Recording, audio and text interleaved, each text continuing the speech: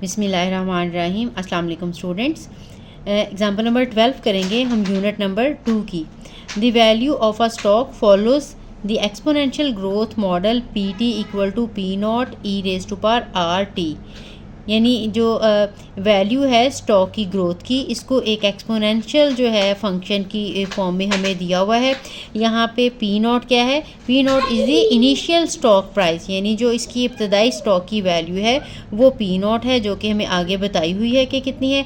Are is the growth rate per year, और जो R है ग्रोथ रेट है परसेंटेज की फॉर्म में, ये भी हमें दिया हुआ है। And T is the time in years, और टी जो है वो टाइम को रिप्रेजेंट कर रहा है ईयर्स में। Suppose a stock is currently valued at 5000। अब देखो, अब स्टॉक की जो वैल्यू है वो 5000 इनिशियल वैल्यू, यानी ये पी नॉट की वैल्यू हमें दी है। It is expected to grow at the rate of 5%, और जो उसका ग्रोथ रेट है वो 5%, यानी आर की वैल्यू 5% दे दी है पर ईयर। हमने फाइंड आउट क्या करना है? Find the value of stock after 10 years, यानी 10 ईयर्स के बाद हमने देखना है कि स्टॉक की क्या वैल्यू होगी। हमने ये पी की वैल्यू फाइंड आउट करनी है। टी हमने 10 लगाना है और रेट जो है वो 5% लगाना है, ठीक। और दूसरा हमने क्या करना है? After how many years will the stock double in value, और ये जो स्टॉक है ये डबल कब होगा, हमने टाइम जो है वो फाइंड आउट करना है। तो ये दोनों पार्ट जो है वो सॉल्व करते हैं। हमें गिवन है formula, given P of T is equal to P naught e raise to power R T, ठीक है। अब यहाँ पे हमारे पास जो पी नॉट है उसकी वैल्यू हमें दे दी है 5000 है, और हमें आर की वैल्यू दे दी है वो 5% है। परसेंट को जब हम ख़त्म करें तो हम 100 के साथ डिवाइड करते हैं। जब भी हमने परसेंटेज में कन्वर्ट करना हो तो हम 100 के साथ मल्टीप्लाई करते हैं। अगर हमने परसेंटेज रिमूव करनी हो तो फिर 100 के साथ डिवाइड करते हैं, तो ये 0.05 आ जाएगा, ठीक। और हमने इसमें फाइंड आउट करना है पहले वाले में 10 ईयर्स के बाद की स्टॉक वैल्यू, तो टी जो हमारे पास है वो 10 आ जाएगा, ये ईयर्स में है। अब हम यही फार्मूला यूज़ करेंगे पी ऑफ टी वाला। तो पी ऑफ 10 हमने फाइंड आउट करना है। पी नॉट की वैल्यू जो है वो हम 5000 लगा देंगे, और ई ऐसे ही ई जो है एक्सपोनेंशियल फंक्शन है, ई एक नंबर है, ठीक है। इसकी वैल्यू हम यहाँ से कैलकुलेटर से भी निकाल सकते हैं, लेकिन यहाँ पे हमने इसको लॉगरिथम में कन्वर्ट करके, जो नेचुरल लॉगरिथम है उसका ये एंटी लॉग समझ लें कि ये ई जो है वो होता है। अब आर की वैल्यू है 0.05 और टी की वैल्यू है 10, ठीक। अब हमने इसको सॉल्व करना है। सारी वैल्यूज फार्मूले में सब्स्टिट्यूट कर दी हैं, इसको हम सॉल्व करेंगे।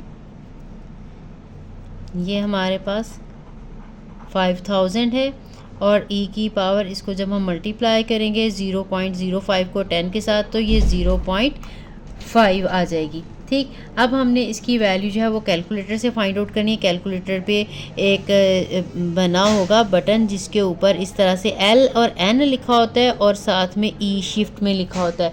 तो जब आपने E वाली वैल्यू फाइंड आउट करनी है तो आपने शिफ्ट वाला यूज़ कर लेना है। और LN दो तरह के लॉग होते हैं, एक LOG लिखा होगा लॉग, वो 10 बेस वाला लॉग होता है, और ये जो LN लिखा है ये E बेस वाला लॉग होता है, ठीक है। तो आपने ये वाला LN वाला जो बटन है यहाँ से इसकी जो E की वैल्यू, इसकी पावर जो है ऊपर लगा के फाइंड आउट करनी है, ठीक।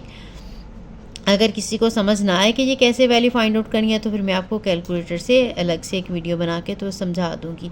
अब ये आ जाएगा 5000 into e raise to power, जब हम 0.5 निकालेंगे तो वो आ जाएगी 1.6487, ठीक है। ये कैलकुलेटर से आपने निकाली है। ई की 0.5 की वैल्यू है 1.6487।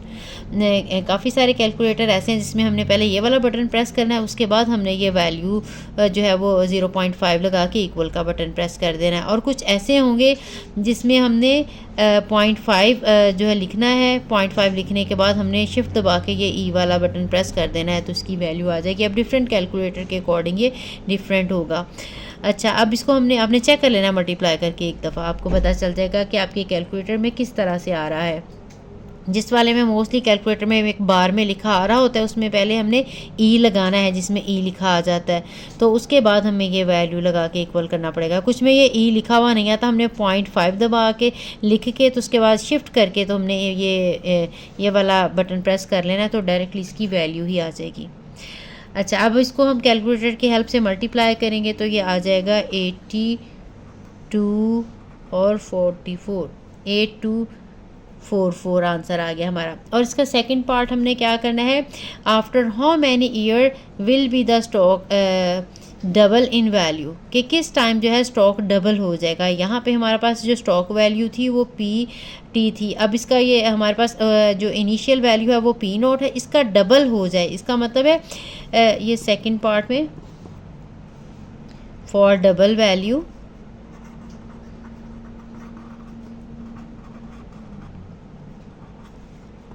P ऑफ T हमने 2 टाइम P0 लगा लेती हैं क्योंकि इनिशियल वैल्यू का डबल हो जाए। अब यहाँ पे हमने यही वाला फार्मूला यूज़ करना है, हमने PT की जगह पे 2 P0 लगा लेना है, तो बाकी P0 e⁻r और T आ जाएगा। अब P के साथ डिवाइड कर दें बोथ साइड पे तो P0 जो है वो कैंसिल हो जाएगा, या डबल वैल्यू भी इसकी लगा सकते थे। अगर ये 5000 थी तो यहाँ पे 10,000 आ जाएगा, बाद में भी कटिंग कर सकते हैं। अगर हमने वैल्यू नहीं लगाई ऐसे डिवाइड कर दिया तो कटिंग हो जानी है। अब 2 = हमारे पास आ जाएगा P0 के साथ करते हैं e⁻r और T, ठीक। अब ये क्योंकि एक्सपोनेंशियल में है, इसमें हमने जो है फाइंड आउट करना है ईयर्स यानी टाइम हमने फाइंड आउट करना है और r की वैल्यू हमने लगानी है। लेकिन इस तरह से सॉल्व करना हमारे लिए मुश्किल हो जाएगा। हम पहले इसका ना लॉगरिथम लेंगे, जैसे लॉग और एंटी लॉग होते हैं, इसी तरह से यहाँ पे जब हमने इसको ख़त्म करना है, इसको ज़रा सिंप्लीफाई करना है, तो बोथ साइड पे हमें लॉग लेना पड़ेगा ऑन बोथ साइड्स। तो यहाँ पे आ जाएगा log of 2 = log of e⁻r and T, ठीक है। लॉगरिथम के लॉज जो हैं इसके लिए भी वही हैं जो कि LOG वाले यानी 10 बेस वाले लॉग के थे।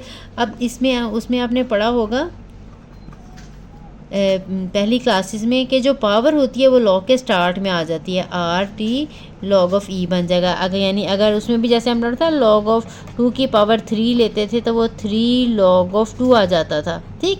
तो बिल्कुल इसी तरह से इस वाले लॉग में, इसको हम नेचुरल लॉग कहते हैं, ठीक है, इसको हम कॉमन लॉग कहते हैं। तो नेचुरल लॉग में भी ये जो पावर है ये स्टार्ट में आ जाती है log of E, और आपको पता है कि log of E का आंसर जो है वो 1 होता है, तो ये 1 हो जाएगा। यहाँ पे log of 2 आ जाएगा, R और T, और ये आ जाएगा 1। अब हमने R की वैल्यू जो है लगा देनी है, T का आंसर हमने फाइंड आउट करना है, तो आ जाएगा log of 2/R। अब T की वैल्यू फाइंड आउट करने के लिए log of 2 की वैल्यू हम कैलकुलेटर से निकालेंगे, इसी वाले बटन से जो मैंने आपको बताया जिसके ऊपर LN लिखा होगा, ये आपने कैलकुलेटर से फाइंड आउट करनी है। तो ये वैल्यू आ जाएगी 0.6931 ओवर R की जो हमने वैल्यू निकाली हुई थी ऊपर परसेंटेज ख़त्म करके 5% को, वो 0.05 थी। अब हमने इसको कैलकुलेटर के साथ जब डिवाइड करना है तो ये हमारा आंसर आ जाएगा T का 13.86। अब हमने ये ईयर्स में क्योंकि थी तो अब हमारे पास 13.86 ईयर्स हैं, तो इसको हम अप्रॉक्सीमेटली 14 ईयर्स, क्योंकि देखें 14 के ज़्यादा करीब है, इसको हम राउंड ऑफ करके बताएंगे। अगर ये 13.25 या 23 होता तो उसको हम 13 रहने देते। अब देखें 86 है, तो इसको जब हम राउंड ऑफ करेंगे तो ये 14 ईयर्स आ जाएगा, साथ में हम अप्रॉक्सीमेटली लिख देंगे। सो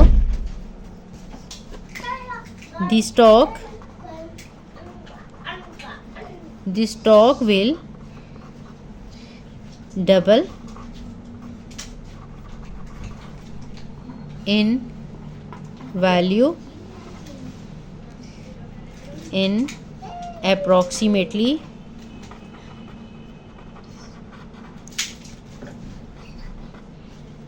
14 years, ठीक है। यही वाला हमारा जो है रिक्वायर्ड आंसर है। आपने जो है टाइम पीरियड निकालना था, तो हमारे पास जो है वो टाइम आ गया, ईयर्स में था इसलिए साथ आपने ईयर्स लगा देने हैं। नेक्स्ट एग्जांपल करते हैं। एग्जांपल नंबर 13 है, the concentration of a pollutant in lake in parts per million, इसी को PPT part per million, PPT लिखा हुआ है। Decays over the time according to the function, हमें ये फंक्शन दिया हुआ है, इसमें कंसनट्रेशन दी है पोल्यूटेंट की, ठीक है।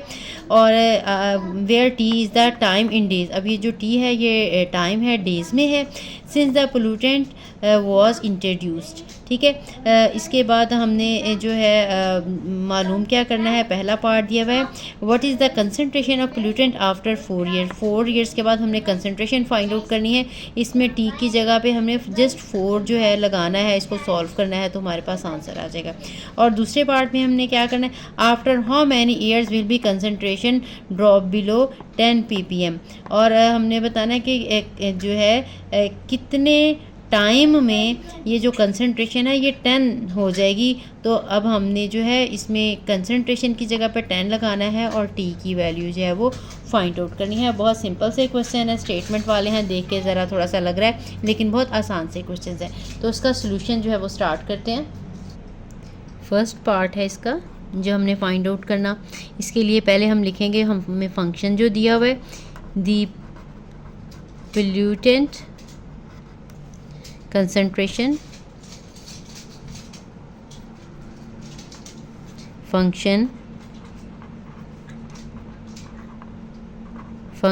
is C of t equal to 100 over t plus 1। अब हमने पहले पार्ट में जो है वो कंसनट्रेशन फाइंड आउट करनी है और टाइम दे दिया है 4 ईयर, तो t जो है वो 4 ईयर्स नहीं है, सॉरी डेज़ है, और हमें डेज़ में ही दिया हुआ है। ये बाय मिस्टेक मैंने ईयर्स लिख लिया था, पहले डेज़ में है ये, और 4 डेज़ का ही हमने फाइंड आउट करना है। इसके बाद अब हमने जो है इसको टी की सब्स्टिट्यूट करना है, सी ऑफ 4 हमने फाइंड आउट करना है विच इज़ इक्वल टू 100, यहाँ पे आ जाएगा 4 + 1 और इसका स्क्वायर रूट, तो ये आ जाएगा 100 over 5 का स्क्वायर रूट। 5 का स्क्वायर रूट लेना है और 100 को आपने उसके साथ डिवाइड कर देना है। कैलकुलेटर से ये आंसर आ जाएगा 44.72। कंसनट्रेशन उन्होंने कहा है ppm जो है इसका दिया हुआ था यूनिट, तो वो हमने वही ppm पार्ट पर मिलियन। इसके बाद नेक्स्ट जो इसका पार्ट है सेकंड, इसमें हमने क्या करना था, after how many days will the concentration drop below 10। अब हमें कंसनट्रेशन जो है वो 10 दे दी है, अब हमने टी निकालना है। Now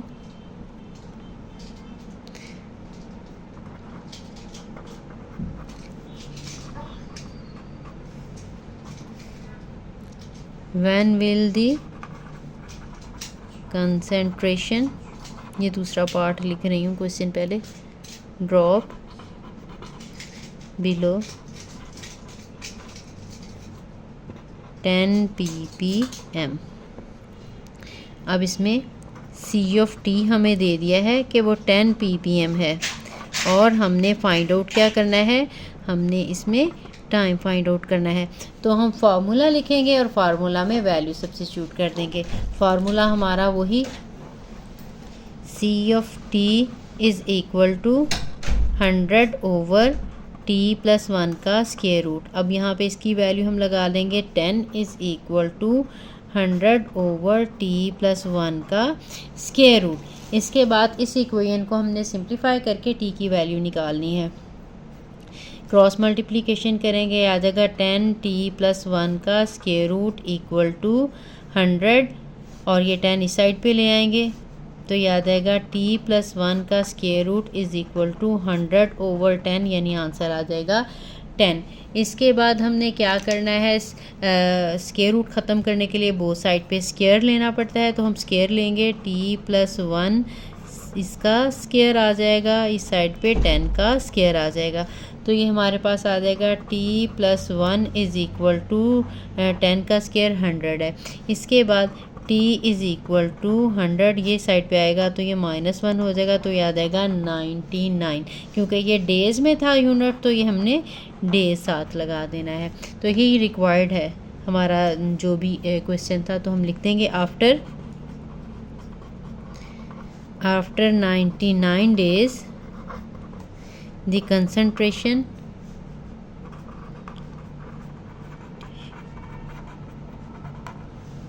will drop below 10 ppm, जो कि हमारा रिक्वायर्ड आंसर है। तो मिलते हैं नेक्स्ट वीडियो में। अल्लाह हाफिज़।